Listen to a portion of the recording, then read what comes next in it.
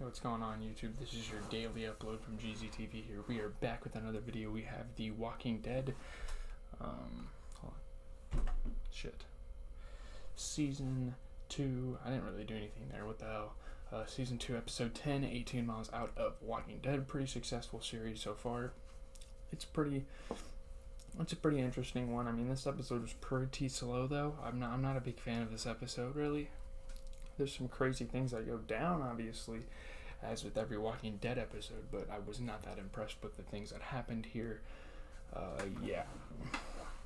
Randall, the teenager who Rick Grimes rescued, has fully recovered from his leg injury, so we're kind of fast-forwarding a little bit into the storyline. He's fully healed, and when people heal and they go to Herschel, they gotta leave. They can't be settlers, and Rick and his group have been lucky to stay there that long, so,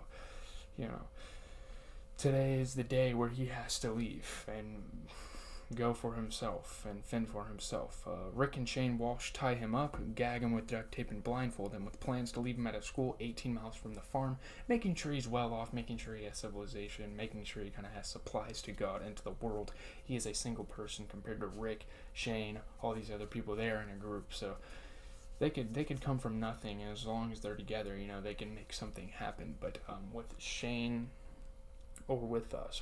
Randall, he's kind of in a tough spot here. His group left him for dead, and he somehow survived getting his leg impaled. That was kind of crazy and disgusting. But yeah, now he has to be by himself.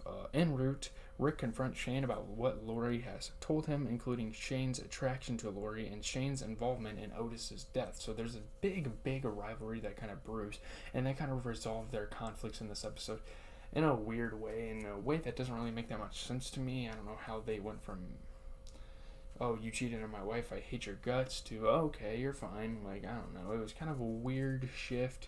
I guess Rick's humanity, Rick's morals didn't want to leave Shane behind, and we will get to the situation that they face. It's when they arrive at the school. So at the school, they find a secure building and leave Randall there with a knife. They tied him up. There's look, there's a knife over here. You're going to have to crawl over it, free yourself. It's kind of an evil fucking saw trap. I don't know what the hell has gotten into these people. Rick has turned into sort of a bad guy in this series. It's interesting to say the least. As they leave, Randall pleads to take them back and then says he had gone to school with Maggie Green and knows her father, Herschel, suggesting he knows the farm's location. Now, they're kind of stuck in a worst-case scenario because they're just leaving a guy. They've done evil things to this guy, held him prisoner, threw him out to rot, pretty much. And he might know where the farm is. So if he comes back, you best believe he's going to be seeking vengeance against this group. So they don't want to really be put in that situation, so they decide, we might just have to take him in, just one extra survivor. It's better than having that David and Tony and all those other guys come with them. They just got Randall out of the situation, which obviously they don't want anyone in their camp, but it's better than what could have happened.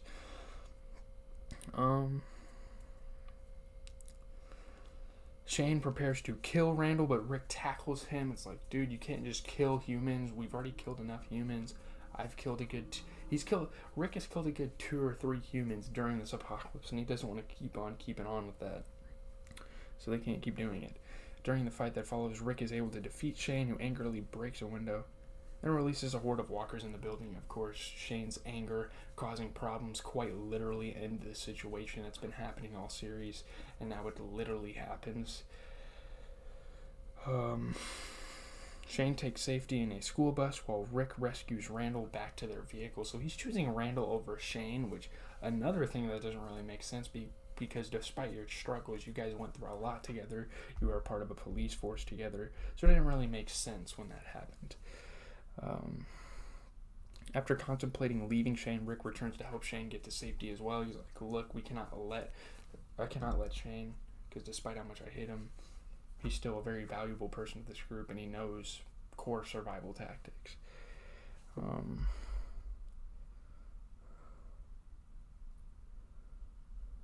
They tie up and gag Randall again and return with him to the farm to make sure if he doesn't know where the farm is, that he doesn't know again. Rick tells Shane that he will need to follow his orders to remain part of the group. If he doesn't follow Rick's orders, he's going to banish him. The group's probably going to go against him. They might even fucking kill him. You never know. At the farmhouse, Lori, Maggie, and Andrea are taking care of Maggie's younger sister, Beth, who is now conscious, and she's gone through a lot of trauma, a lot of bad things have happened to their family in the past, and Beth is handling it the worst, obviously. Maggie confides that Glenn has lost confidence because he feels their relationship made him lose focus at the shootout in the bar, hence Lori advises her to make Glenn man up. Be in a relationship, you gotta deal with a lot of responsibilities while being in a relationship. You still gotta focus on your own life while caring for another person's life, and that's something that Glenn needs to learn. Having not been in a relationship in the past, it's understandable why he's struggling. But Lori told Maggie that, hey, you need to confront him and talk about these issues with him. The women eventually realize Beth has become suicidal and place her under suicide watch. Again, suicide is definitely a topic explored throughout this show. I mean, Andrea was suicidal herself. The people that stayed in the CDC were suicidal and killed themselves. Dr. I think, what was his name? I don't know, Jenner, I think it was. He was suicidal. He was feeling lonely, somber, very depressed. And obviously Jacqueline, I guess she didn't feel like she had anything to live for, so they killed themselves pretty much. Lori and Andrea argue. Andrea believes the decision to stay alive should be Beth's alone, while Lori strongly disagrees. Andrea and Lori criticize each other in the process. It's kind of like a very heated discussion between Andrea and Lori, and this is one of the first hostile conversations between these two characters. One of the first meaningful conversations between them as well. Andrea then proceeds to take over responsibility for Beth after convincing Maggie to take a break. You can't just be cooped up in a house dealing with someone else's problems all day. You got to take a break yourself and have as much fun and enjoy yourself as much as you can, because it might not last forever, especially in a zombie apocalypse. She locks Beth inside the room, opens the bathroom door, and leaves Beth alone to make her own choice. Now, I liked this gesture, although it was quite risky, and it's definitely something you can frown upon Andrea for, and it's definitely a reason why she's one of the most hated characters in the franchise.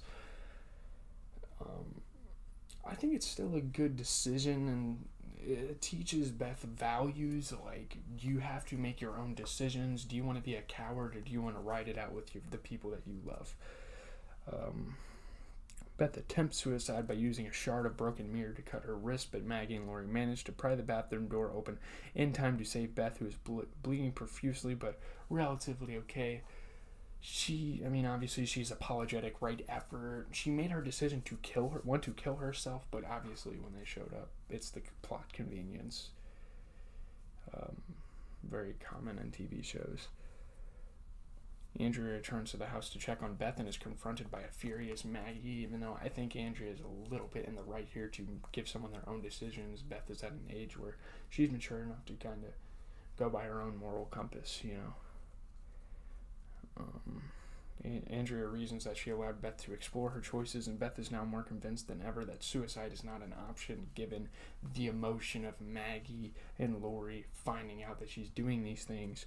Maggie condemns Andrea's actions and forbids her from ever again setting foot inside the house, and that's kind of like the big plot, the big cliffhanger is that Andrea has kind of created a rift with the Green family. And, in the process, she's probably created a rift with damn near everyone but Shane. So, those are the two most hated characters, and they've kind of joined a faction. So, this is just one of her acts for the faction. 18 Miles Out obviously critically acclaimed. Every episode of the show is going to be. The installment was an excellent and well-written episode. It balanced zombie action with human drama. It's more dramatic than action, which I don't like that much about a zombie TV show, but it kind of works here. Now that I really think about it, it provoked a lot of thoughts out of me, so that's good. B grade from the AV Club. 18 Miles Out was one of the second season's more solid attempts. While there's no question this is still serialized, the story here had a clear beginning, middle, and end, and we stay focused the whole time on two plot arcs, Rick and Shane deciding what to do with Randall, while Lori, Maggie, and Andrea deal in their own individual ways with Beth's desire to kill herself. Two very solid storylines that are followed here well.